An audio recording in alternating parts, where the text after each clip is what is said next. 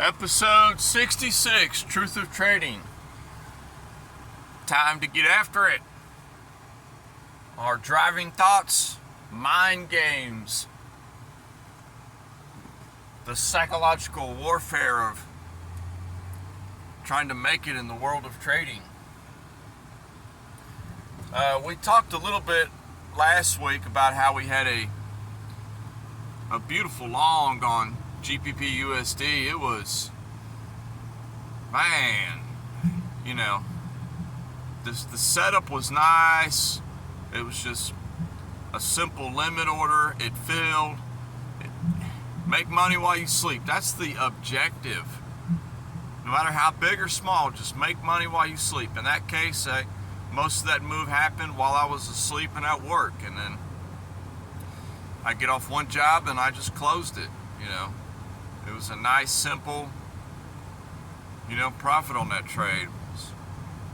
That's what the ultimate goal is to get to be the trading be like that, And then the other day, a couple days ago, I was talking about how another setup was possibly presenting itself on pound dollar, and I'd set some limits on micro lots. They filled. I thought, okay, it's going to dance around a little bit. And it took another leg down, And it didn't even go to the next furthest point I had. It just went about halfway there and then stopped. And then reversed hard last night into this morning, the past 8 hours. And I was thinking to myself, oh, there it is. Another one got by you. You missed another setup. You were right in the direction, but you were too close on your stop and you missed on the execution. Well, maybe, I'm sure, but, see, the wrong thing to do would be, oh, see, I was right, it's going up. And then as soon as I see that, after it done moved, 100 pips or 200 pips, figure, okay, let me get in, because it's going to continue. And I didn't do that. I didn't touch it. And it's nice to say that it is retracing a little bit. Past few hours it's been cooling off.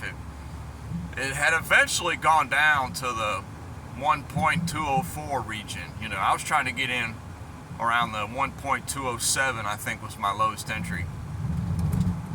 And it eventually gone down to the 204 region. Real nasty, quick down. Again, it keeps doing that. It's like the second hard drop down it's done in 2 days. But last night was different because it actually had made a higher high. So now that the market structure, that's why you always got to go back to your market structures. You just have to focus on what is the setup now? What is the structure looking like right now? See, I shouldn't have tried to get in a few days ago because it hadn't made any higher highs on smaller time frames yet. Even on like the 15 minute, it still had not made a higher high. So what am I doing trying to get on a long, macro long, when I can't even get above the local 15-minute trend? This morning it did. It finally made a higher high on the hourly time frame. Okay, minor pivot point, we made a higher high. Great. We have our low, 1.204. We have our high, 1.216. And it's been cooling off. I think it's cooled off down to about 1.211. Then it's playing games currently right now. I'm watching it. And I'm pretty committed in a dollar yen short at the moment. We're finally out of drawdown and we're up a couple dollars right now. So if this, we've moved our stops down too, so we don't lose hardly nothing. If this dollar yen doesn't drop quickly and say it just wicks up again, if I get stopped out on the dollar yen, I'm putting my limits back on pound USD and we're going to see. I have an area where it might retrace down to, and that's all you can do. You can just come up with a future plan. Every trade you take, there has to be a future plan. Okay, if this happens, if it gets to here and it's doing this, I'm going to do this. That's how you can make good trades. That's how I was nailing it on Friday. I'm telling you, Friday I was on fire. That was good executions on Friday. I have to learn to replicate that behavior that I did on Friday, because Friday I was playing small time frames, and I'll say, okay, if it comes here, I'm going to do this. If it does this, then I'm going to do that. And that's pretty much how I was playing on Friday. I was playing it like that. I had a plan, I was going with the plan, and I was executing on the plans. You know, there wasn't much emotions on what it should be doing on larger time frames. You know, I was just focused in on the 1 and the 5 and the 15. And I'm just, okay, if it goes here, here, here, here. If it does this at this point, I'm going to get in short here. If it goes down here and holds right here, I'm going to get in long right here and ride it up to here.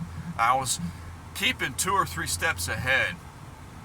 And it's tricky to do, and it takes time, but you always have to be several steps ahead, because everybody else is, you know, they're way ahead of you, my guy. You know, especially if you're struggling, you just have to sit back and say, okay, what am I doing here? What is the market trying to get me to do? Okay, why are they trying to get me to do that? Oh, because they want me to go long from here so they can sell into me. Or they want me to go short from here so they can buy from me here. I mean, that's just a generalization, but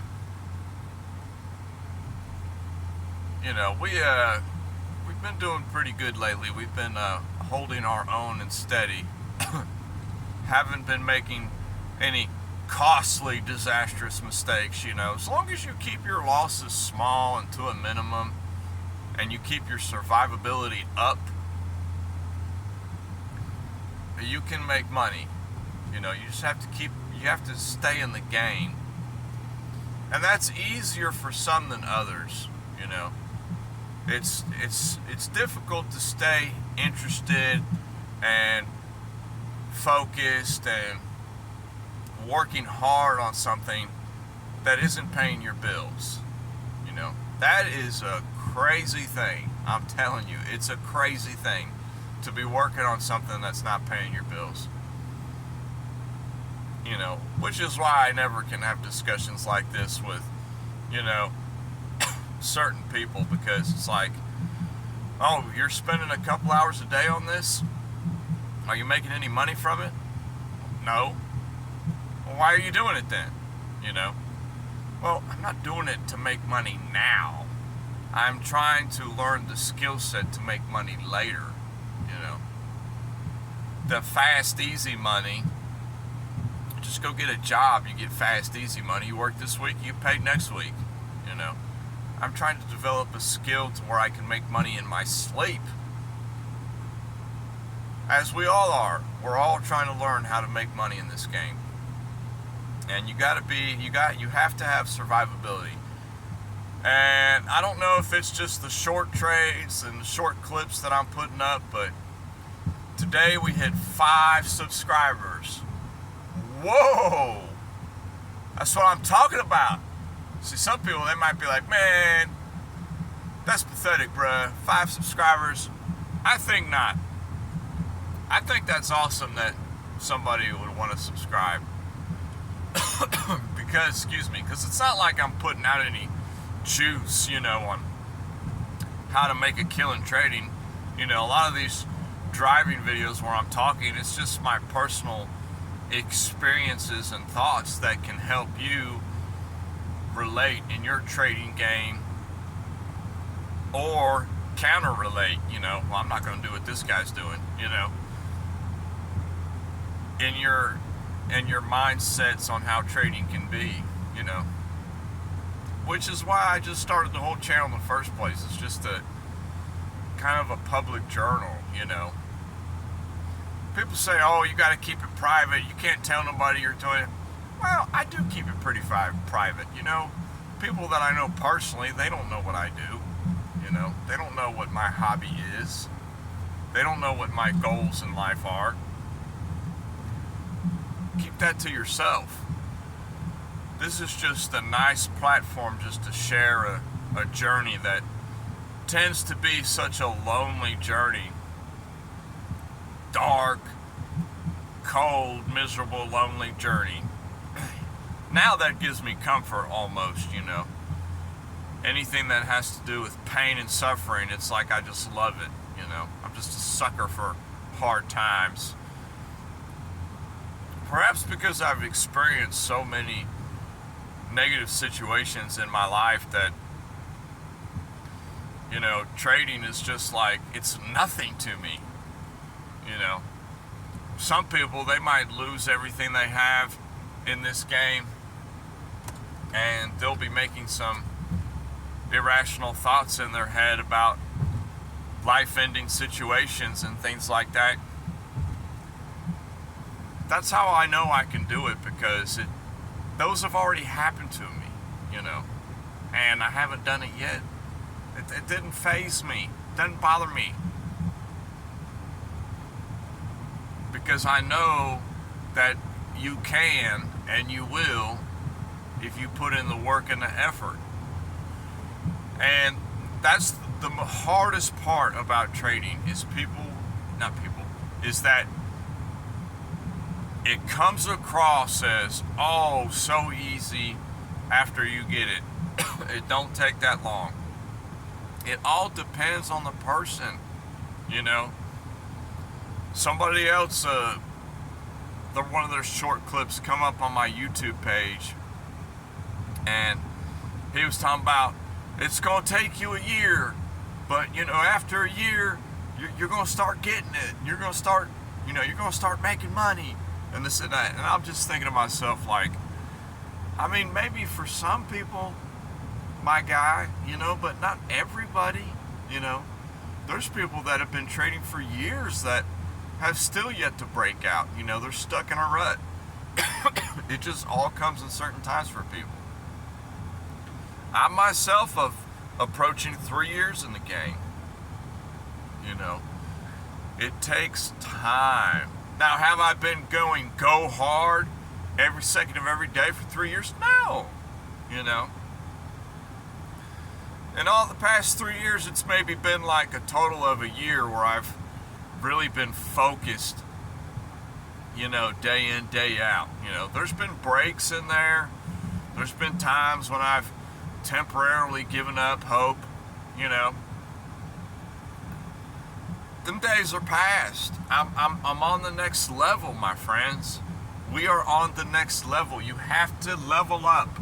No matter how small the step is, you have to step up your game eventually. You cannot be stuck on the same step.